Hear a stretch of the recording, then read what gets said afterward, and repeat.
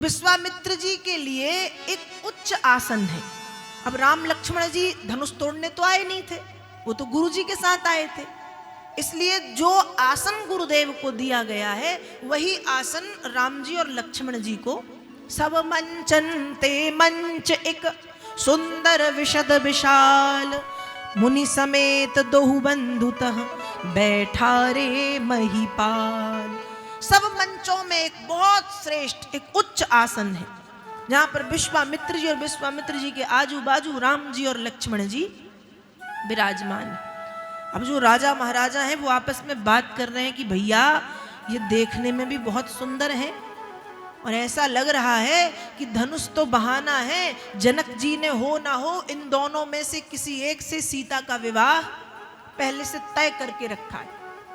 तभी देखो हमें ऐसे बिठाया है, इनका तो आसन ही दूसरा है, इनको तो बिठाया भी उच्च आसन। ऐसी बातें वहां पे चल रही हैं और उसी समय जनक राज जी उस सभा में पधारे हैं। और जनक राज जी जब सभा में पधारे तो जनक राज जी ने आकर के सभी को बताया, बंदी जन आकर के बिरदावली गाने लगे कि जो इस महान शिव धनुष को तोड़ करके उस पर, इस महान शिव धनुष पर प्रत्यंचा चढ़ा के उसको तोड़ेगा या महान शिव धनुष को उठाएगा, सीता उसी का वर्ण करेंगी, सीता उसी का वर्ण करेंगी। अब बड़े बड़े राजा महाराजा बैठे, बड़े बड़े एकदम हष्ट पुष्ट तंदुरुस्त, जो अपने आप को बड़ा शक्तिशाली मान रहे थे। धनुष अभी तोड़ते, धनुष अभी तोड़ते, पर पता नहीं कि धनुष किसका है। भगवान शंकर का धनुष है। अब राजे महाराजे कह रहे हम अभी तोड़ते हैं। अब जब राजा महाराजा कह रहे अभी तोड़ते हैं, एक एक करके उठने लगे। एक राजा उठा, उसने मन ही मन पहले भगवान को प्रणाम किया और भगवान से कहा कि भगवान हमसे ये धनुष टूट जाए, धनुष हमसे टूटे। अब मान लो उस सभा में 10,000 राजा हैं। कितने राजा हैं? 10,000। और जब एक धनुष तोड़ने गया तो एक ने अपने भगवान से कहा कि धनुष टूट जाए, तो जो पीछे 9,999 हैं वो अपने अपने भगवान से कह रहे कि भगवान ना टूटे। अब भगवान किसकी सुनेंगे? एक की 9,999 की किसकी सुनेंगे? तो अब जब एक राजा उठे और जैसे ही उसने तो धनुष की अभी तोड़ते, पर तोड़ना तो दूर, उठाना तो दूर, इतना सा टस का मस हिला नहीं पा रहे, खूब कोशिश कर रहे हैं। एक राजा गया, दूसरा गया, तीसरा गया, चौथा गया, पांचवा गया, छठवा गया, कोई लेट के, कोई खड़े होके, कोई बैठ के, कोई पूरा जोर लगा के बिल्कुल कि उठेगा, तोड़ूंगा, पर कहां। अब कहा कि क्या किया जाए। तब गोस्वामी जी मानस में लिख रहे हैं, भूप सहस 10 एक ही 12, भूप सहस 10 एक ही 12, लगे उठावन टरई नटारा, लगे उठावन, भूप सहस 10 एक ही 12, भूप सहस 10 एक ही 12, लगे उठावन टरई नटारा, लगे उठावन। नृपन विलो की जनक अकुलाले, नृपन विलो की जनक, बोले बचन रोस जन साने, बोले बचन रोस जन, बोले बचन रोस जन साने, रोले बचन रोस जन। देव धनुज धरि मनुज शरीरा, देव धनुज धरि मनुज, विपुल वीर आए रणधीरा, विपुल वीर आए। कहु काहि यह लाभ न भावा, कहु काहि यह लाभ न, काहू न शंकर चाप चढ़ावा, काहू न शंकर चाप, काहू न शंकर चाप चढ़ावा। तो एक के बाद एक राजे महाराजे उठ उठ के धनुष के पास जा रहे हैं, लेकिन उठाना तो दूर, टस का मस नहीं कर पा रहे, हिला नहीं पा रहे। अब देखते ही देखते जब 100 राजा ये कर चुके, अब कहा भैया गड़बड़ है, ऐसे तो नहीं उठेगा, क्या किया जाए। तो गोस्वामी जी लिख रहे भूप सहस 10 एक ही 12, 10,000 राजा जो हैं एक साथ खड़े हुए कि हम एक साथ उस धनुष को तोड़ेंगे। कहा ठीक है, एक साथ मानो धनुष को तोड़ा, मतलब टूट भी गया एक साथ। 10,000 जब एक साथ जाके ताकत लगाएंगे, शक्ति लगाएंगे और टूट गया, तो क्या सीता 10,000 से विवाह करेंगी? तो कहा सीता 10,000 से विवाह नहीं करेंगी, पहले हम सब 10,000 उस धनुष को तोड़ेंगे, फिर 10,000 आपस में लड़ेंगे, तो 10,000 में जो जीतेगा सीता उसको बनेंगी। तो 10 के 10,000 उठे। अब 10,000 मायने रखता है और ताकत लगा, एक के पीछे एक, एक के पीछे एक की धनुष उठे, लेकिन टरई न टारा, टूटना और उठना तो दूर, टस का मस नहीं हो रहा, हिल नहीं रहा धनुष। जनक जी ये देख रहे हैं। देखते देखते देखते देखते जब खूब समय हो गया, अब जनक जी व्याकुल होना स्वाभाविक है कि एक बिटिया और प्रण ले लिया है कि धनुष तोड़ेगा वही सीता का पति कहलाएगा, और धनुष नहीं टूटा तो क्या मेरी बिटिया कुंवारी रह जाएगी? क्योंकि यदि प्रण वापस लेता हूं तो ये मेरे कुल के लिए कलंक की बात है। तो जनक जी व्याकुल हो गए। जनक जी क्या हो गए? व्याकुल हो गए, चिंतित हो गए। और चिंतित होकर के जनक जी उठे सभा में, और जनक जी ने खड़े होकर के कहा कि मैं तो समझ रहा था कि भारत वीरों की भूमि है। मैं तो समझ रहा था कि भारत वीरों की भूमि है, पृथ्वी पर वीर भरे हुए हैं, लेकिन आज मुझे पता चल गया कि ये पृथ्वी वीरों से विहीन हो गई है। कैसी हो गई है? वीरों से। इस पृथ्वी पर एक भी वीर ऐसा समझ नहीं आता जो इस धनुष को तोड़ करके सीता का पति होने की योग्यता रखता हो। यदि मुझे पता होता कि भूमि वीरों से विहीन हो गई है तो ऐसा प्रण ही ना करता, ऐसा प्रण ही ना करता। क्या मुझे पता नहीं है कि आज इस सभा में देवता, दानव, गंधर्व, नाग सब पधारे हैं, लेकिन किसी में भी वो सामर्थ्य नहीं जो इस शिव धनुष पर प्रत्यंचा चढ़ा करके उसको तोड़ने का सामर्थ्य रखता हो। जनक जी दुखी, बहुत दुखी। ऐसे में मुझे क्या करना चाहिए? वीरों से विहीन हो गया है ये सारा पृथ्वी लोक। अब जनक जी ने जब ऐसा कहा, अब सब राजा सिर झुका के बैठे कि बात तो सही, 10,000 राजा इकट्ठे हैं लेकिन धनुष का कुछ नहीं कर पाए। बात तो सही है। सुन रहे थे बैठे बैठे कौन सुन रहे थे? लक्ष्मण जी। और जहां कोई नहीं बोलता वहां वो बोलते। क्या किया जाए? लक्ष्मण जी ने कहा कि अब भैया तो कुछ बोलेंगे नहीं, भैया तो कुछ मैं ही बोलता हूं। और ध्यान रखिएगा, लक्ष्मण जी डंडा है। लक्ष्मण जी क्या है? लक्ष्मण जी दंड है और राम जी झंडा है। यदि झंडे को फहराना है तो पहले डंडे को खड़ा करना पड़ता है। जैसे ही लक्ष्मण जी खड़े हुए, विश्वामित्र जी ने कहा वाह बेटा बहुत सही जा रहे हो। अब डंडा खड़ा हुआ है तो झंडा तो अपने आप फहराएगा। विश्वामित्र जी खुश। जैसे ही लक्ष्मण खड़े हुए, और ऐसे खड़े नहीं हुए, गोस्वामी जी मानस में लिख रहे हैं, माँ के लखन कुटिल भई भोहे, माँ के लखन कुटिल भई, रदपट फरकत नयन रिसोहे, रदपट फरकत नयन, सुनहु भानुकुल पंकज भानु, सुनहु भानुकुल पंकज, कहु सुभाव न कछु अभिमानु, कहु सुभाव न कछु, कही जनक रस अनुचित वाणी, कही जनक जस अनुचित, विद्यमान रघुकुल मनि जाने, विद्यमान रघुकुल मनि, जो तुम्हारी अनुशासन पाऊं, जो तुम्हारी अनुशासन, कंद को एक ब्रह्मांड उठाऊं, कंद को एक ब्रह्मांड, कांचे घट जिमिदारों थोरी, कांचे घट जिमिदारों, सकऊ मेरु मूलक जिमि तोरी, सकऊ मेरु मूलक जिमि, सकऊ मेरु मूलक जिन तोरी सकौ मेरु मूलक। लखन सकोप बचन जे बोले, लखन सकोप बचन जे बोले, लखन सकोप बचन जे बोले, लखन सकोप बचन जे बोले। डगमगानी मही दिग्गज डोले, डगमगानी मही दिग्गज डोले, डगमगानी मही दिग्गज डोले, डगमगानी मही दिग्गज डोले। और जनक जी की वाणी को सुन के कौन खड़ा हुआ?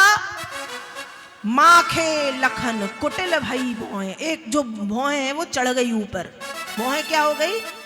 चढ़ गई ऊपर। माखे लखन, खड़े हुए लखन लाल, एक भोए ऊपर चढ़ा के, कुटिल भई भोए। और माथे पर सिकुड़न आई, आंखों में गुस्सा। लक्ष्मण जी खड़े हुए और लक्ष्मण कह रहे, हे जनकराज सावधान, हे जनक सावधान। रघुवंश का एक भी वीर जिस सभा में उपस्थित हो, उस सभा में ऐसी अनुचित बात कहना ठीक नहीं है। ये तो छोटा सा धनुष है, छोटा सा कंदुक एव ब्रह्मांड उठाऊं। क्या करूंगा? गेंद की तरह ब्रह्मांड को उठा करके फेंक दूंगा। और लखन सकोप बचन जब बोले, जब लखन लाल जी गुस्से में बोल रहे हैं तो डगमगानी, पृथ्वी क्या हो गई? कांप गई। दिग्गज मही डोले, जो वहां राजा महाराजा बैठे वो हिल गए। अब सोच रहे हैं कि अब छोटा वाला इतना कमाल का है जिसके बोलने से धरती कांप रही है, बड़ा वाला क्या होगा? भैया ये दिखने ही में कोमल कोमल से हैं, वास्तव में ये कोमल है नहीं। अब धरती कांप गई, लक्ष्मण जी गुस्से में। बताओ, कंदुक एवं ब्रह्मांड, ब्रह्मांड उठा दूं?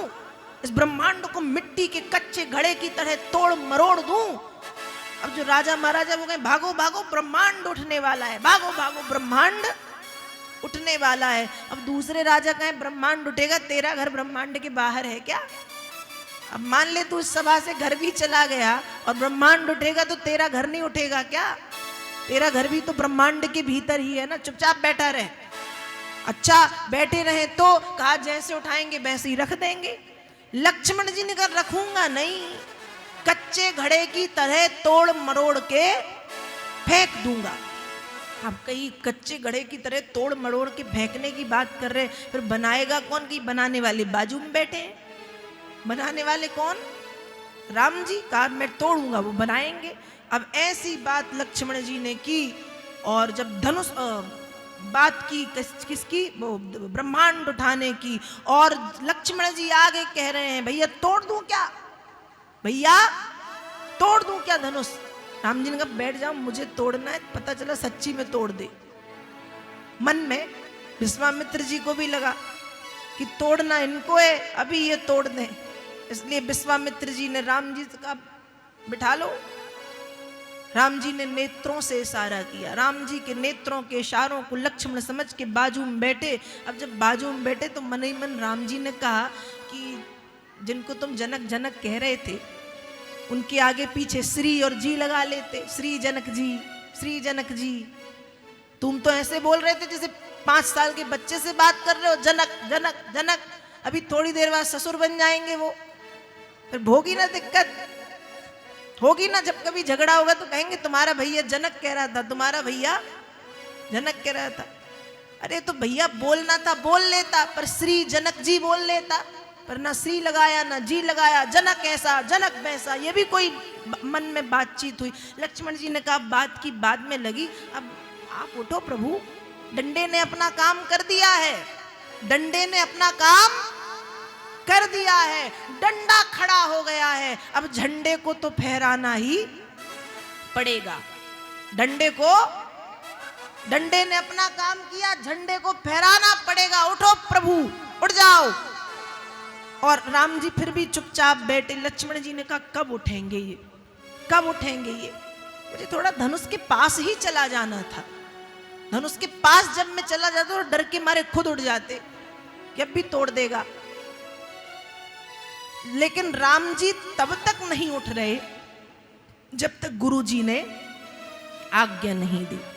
और फिर विश्वामित्र जी आज्ञा देते हैं, उठहु राम भंजहु भव चापा उठहु राम, भंजहु भव चापा मेटहु तात जनक परितापा, मेटहु तात जनक परितापा सहज ही चले सकल जग स्वामी, सहज ही चले सकल जग स्वामी मत मंजू बर कुंजर गामी, मत मंजू बर कुंजर। गुरुदेव ने आज्ञा दी उठहु राम, भंजहु भव चापा मेटहु तात जनक परितापा। भैया उठो और उठ करके जनक राज जी के दुख का हरण कर लो। मेटहु तात जनक परितापा, जनक के ताप, जनक के कष्ट, जनक के दुख को हर लो भैया, उठो। राम जी को जब आज्ञा दी तो राम जी उठ गए। सहज ही चले सकल जग स्वामी, तो तीनों लोगों के मालिक हैं, उनमें कोई वो है ही नहीं कि अभिमान के साथ चल रहे हैं, आप सिर उठा के चल रहे हैं, आप छाती चौड़ी करके चल रहे ना।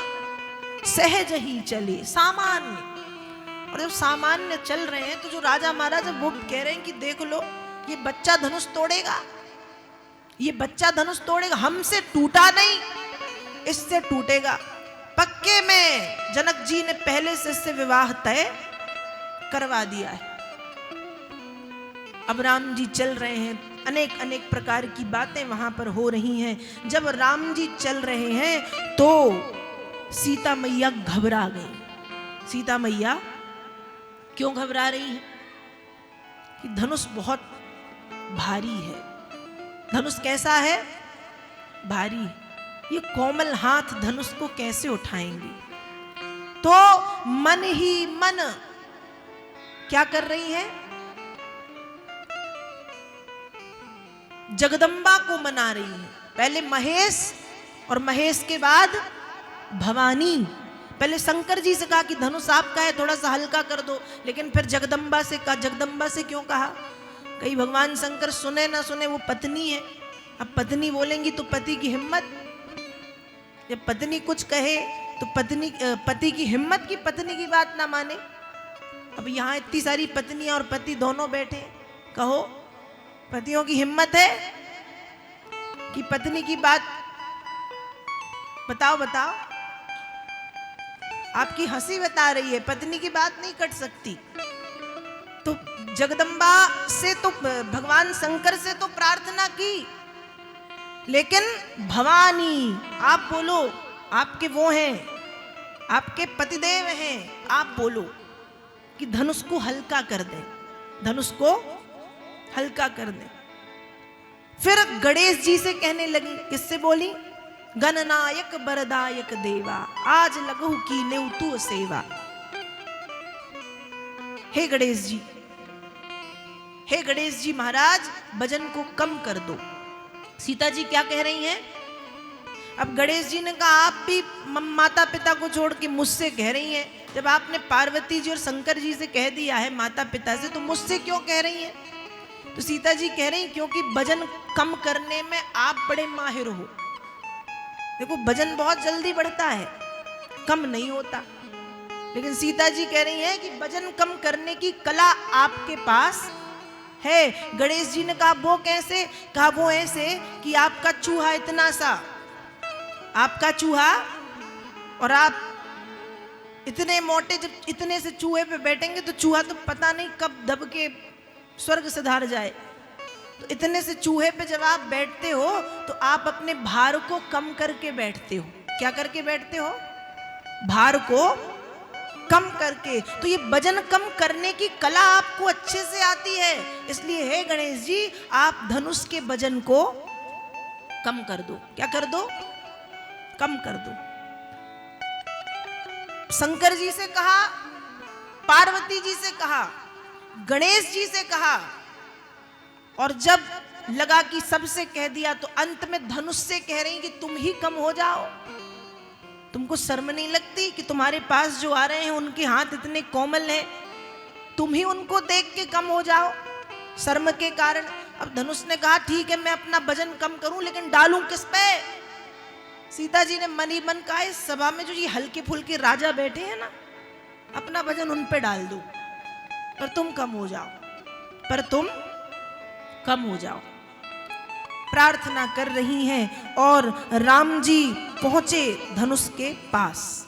जब राम जी धनुष के पास पहुंचे, धनुष के पास पहुंचते ही रामचरितमानस में गोस्वामी जी लिख रहे हैं कि राम जी ने धनुष को किया प्रणाम, और जैसे ही धनुष को प्रणाम किया, गुरुदेव को प्रणाम किया, गोस्वामी जी मानस में लिख रहे हैं गुरु ही प्रणाम मन ही मन कीन्हा, गुरु ही प्रणाम मन ही मन, अति लाघव उठाई धनु लीन्हा, अति लाघव उठाई धनु, दम के उदामिन जिम जब लयऊ, दम के उदामिन जिम जब, पुनि नभ धनु मंडल सम भयऊ, पुनि नभ धनु मंडल सम, लेत चढ़ावत खेचत गाढ़े, लेत चढ़ावत खेचत, काहू न लखा देह सब ठाड़े, काहू न लखा देख सब, काहू न लखा देख सब ठाड़े,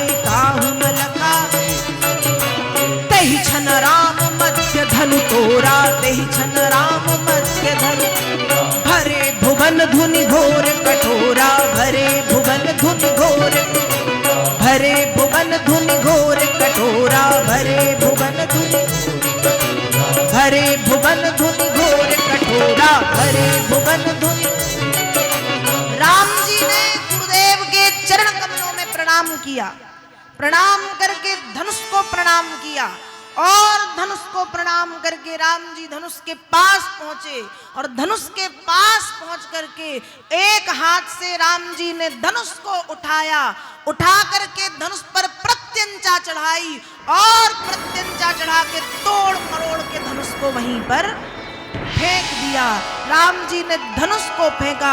गोस्वामी जी मानस में लिख रहे हैं भरे भुवन घोर कठोर, रब रवि बाजी तजी मारग चले, चिकर ही दिग्गज गोल मई अहि कोल कूरुम कलमल, सुर असुर मुनि कर कान दीने, सकल विकल विचारहि, दंड खंड्यौ राम तुलसी, जयति वचन उचारहि, को दंड खंड्यौ राम तुलसी, जयति वचन उचारहि, को दंड खंड्यौ राम तुलसी, जयति वचन उचारहि। जैसे ही राम जी ने सब धनुष को तोड़ा, भगवान शंकर जी का सिंहासन हिल गया, ब्रह्मा जी कमल के फूल पे बैठे थे वो कमल हिल गया, देवी देवता हिल गए, पृथ्वी कांप गई कि हुआ क्या। भगवान परशुराम महेंद्र पर्वत पर बैठ करके तपस्या कर रहे थे, उनकी समाधि खुल गई कि हुआ क्या। राम जी ने धनुष को तोड़ा है, जय जयकार हो रही है राम जी की, पुष्पों की वर्षा हो रही है, जनक जी का संताप, जनक जी का दुख समाप्त हो गया। अब दुख समाप्त हुआ, लेकिन धनुष से किसी ने पूछा, यहां देखो ध्यान से सुनो, धनुष से किसी ने पूछा कि जब तुम टूटे तो सब प्रसन्न है, तुम्हारे टूटने पर सब प्रसन्न है, सब सुखी हैं, सब हंस रहे हैं, सब खुशियां मना रहे, पर तुम बहुत दुखी हो गए। धनुष ने कहा नहीं नहीं, सबसे ज्यादा मैं खुश हूं, सबसे ज्यादा मैं खुश हूं। धनुष से पूछा गया तुम क्यों खुश हो भैया, तुम तो टूटे हो। धनुष ने कहा मैं इसलिए खुश हूं क्योंकि जब मैं जुड़ा था तो मैं लोगों को तोड़ता था, जब मैं जुड़ा था तो लोगों को तोड़ता था, आज मैं टूटा हूं तो दो लोगों को जोड़ रहा हूं, इसलिए मैं खुश हो रहा हूं, धनुष खुश है टूट करके, मैं खुश हूं। आप जगत के माता पिता को जोड़ने का काम मैंने किया है, धनुष टूट गया, जय जयकार हुई,